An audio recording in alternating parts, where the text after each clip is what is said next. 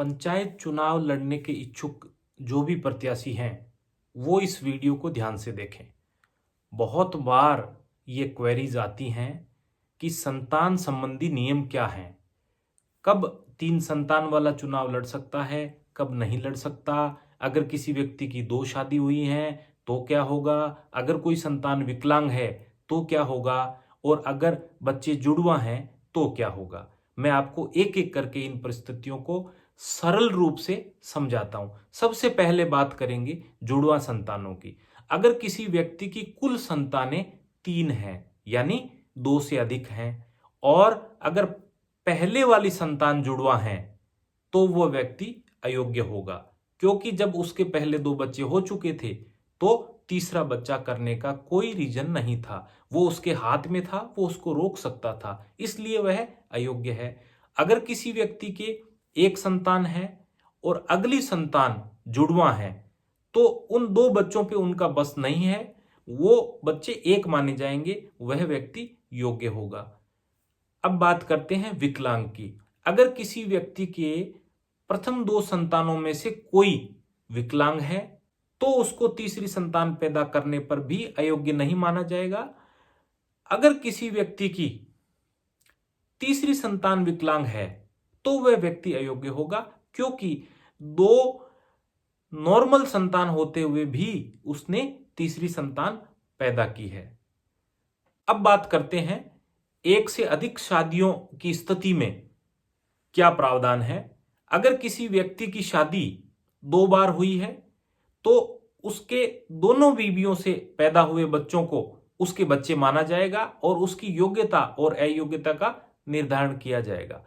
अगर किसी व्यक्ति की शादी ऐसी महिला से हुई है जो पहले से शादीशुदा थी तो उसके पहले पति से उत्पन्न संतानों को उस बाद वाले पति के संतान नहीं माना जाएगा चुनाव लड़ने के उद्देश्य से, और उसके स्वयं के जो बच्चे हैं उन्हीं के आधार पर उसकी योग्यता और अयोग्यता का निर्धारण किया जाएगा।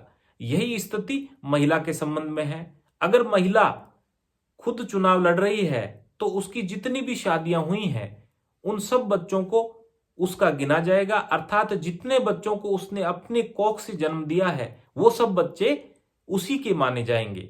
अगर किसी महिला के वर्तमान पति की पूर्व शादी से कोई संतान है तो उस संतान से चुनाव के उद्देश्य से, चुनाव के पर्पज से नई जो बीवी है उसका कोई लेना देना नहीं है, अर्थात इंडिविजुअल बच्चों को गिना जाएगा। जितने बच्चों को पुरुष ने पैदा किया है वो बच्चे उसके माने जाएंगे, जितने बच्चों को महिला ने अपनी कोख से जन्म दिया है वो बच्चे उसके माने जाएंगे।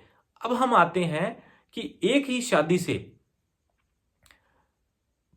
जो बच्चे पैदा हुए हैं उनकी गिनती कैसे करनी है और उनमें योग्यता और अयोग्यता का निर्धारण कैसे करना है। अब हम फर्ज करें कि किसी व्यक्ति के एक ही बच्चा है या 2 बच्चे हैं तो उसकी अयोग्यता का कोई प्रश्न उत्पन्न नहीं होता। किसी व्यक्ति के 3, 4, 5, 6, 7, 8 बच्चे हैं तो 3 बच्चे होते ही वह व्यक्ति अयोग्य हो जाता है। तो हम 3 बच्चों का उदाहरण लेकर के और इस विषय को समझेंगे। 3 बच्चों से अधिक होने पर तो वह स्वतः ही अयोग्य हो गया है। तो 3 बच्चे किसी व्यक्ति के हैं। अब हम सबसे पहले देखते हैं कि एक्ट क्या कहता है। एक्ट ये कहता है, राजस्थान पंचायती राज अधिनियम 1994 में ये प्रावधान है कि इस एक्ट के लागू होने के बाद यानी 23 अप्रैल 1994 के बाद किसी भी व्यक्ति के 2 से अधिक संतान नहीं होनी चाहिए। लेकिन एक्ट एक लगभग 1.5 वर्ष की छूट देता है कि अगर एक्ट लागू होते वक्त कोई महिला गर्भवती है तो उसको उसके जो होने वाला बच्चा है उसको अयोग्य नहीं माना जाएगा उस आधार पर।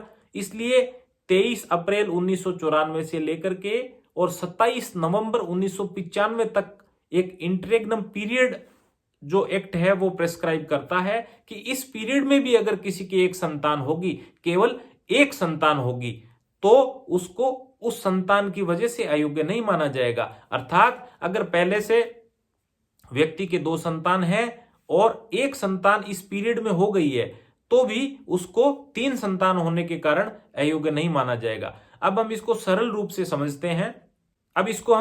से समझते हैं। कि किसी व्यक्ति के 3 बच्चे हैं, तो अगर वो तीनों बच्चे 23 अप्रैल 1994 से पहले के हैं तो वह व्यक्ति योग्य होगा, क्योंकि एक्ट लागू होने से पहले ही 3 बच्चे हो चुके थे। अगर किसी व्यक्ति के 23 अप्रैल 1994 से पहले 2 बच्चे थे और तीसरा बच्चा, ये जो एक्ट ने एक इंटरेग्नम पीरियड दिया है 23 अप्रैल 1994 से लेकर के 27 नवंबर 1995 के बीच, इस पीरियड में तीसरा बच्चा हुआ है तो भी वह योग्य होगा। अगर किसी व्यक्ति के 2 बच्चे 23 अप्रैल 1994 से पहले हो गए हैं, लेकिन तीसरा बच्चा जो एक्ट ने पीरियड दिया है 23 अप्रैल 1994 से 27 नवंबर 1995 के बीच, इस पीरियड में तीसरा बच्चा नहीं हुआ है, इस पीरियड के बाद तीसरा बच्चा हुआ है, तो वह व्यक्ति अयोग्य होगा।